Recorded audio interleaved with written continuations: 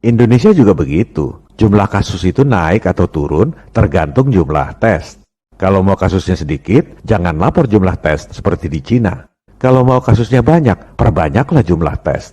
Dan jangan heran, kebanyakan dokter, termasuk yang memberi nasihat kepada presiden, justru ngotot minta jumlah tes diperbanyak, karena berpikirnya textbook. Dan juga karena ada duitnya. Kenapa pada minta tes COVID diperbanyak? Duit. Sweeping tes COVID? Duit. Hasil tes positif, masuk rumah sakit? Duit. Kalau mati, kubur protokol COVID? Duit lagi. Inilah hebatnya godaan setan. Sekarang kita bandingkan kasus COVID Indonesia dan Amerika. Grafik merah itu Amerika, grafik hijau itu Indonesia. Dihitung per 1 juta penduduk, kasus COVID di Amerika jauh lebih tinggi dari Indonesia. Tapi tetap aja, di saat Indonesia dilarang mudik tanggal 6 Mei lalu, di Amerika tanggal 16 Mei pada nonton UFC tanpa masker. Itu kalau di Indonesia pasti pada nyinyir dengan fantasi, awas nanti ada klaster UFC. Kita adalah korban kebodohan dan ketakutan kita sendiri.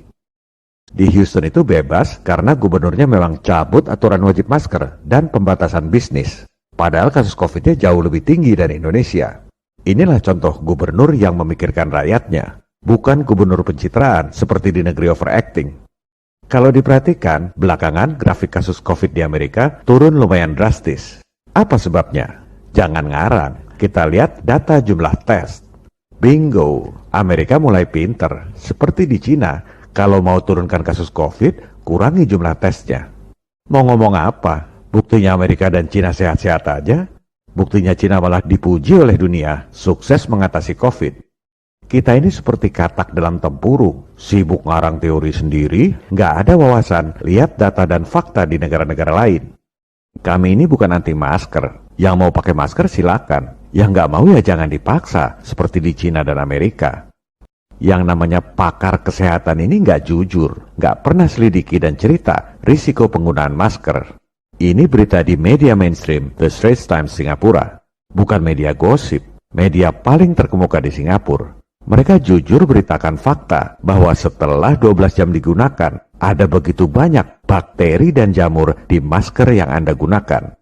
Yang mau pakai silakan, tapi kalau maksa, siapa yang nanggung risiko bakteri dan jamur sebanyak itu masuk ke mulut dan hidung rakyat setiap hari? Kepada para pemirsa, kondisi akan semakin memburuk kalau rakyatnya diam saja. Pemerintah baru akan gerak kalau ada desakan dari rakyat.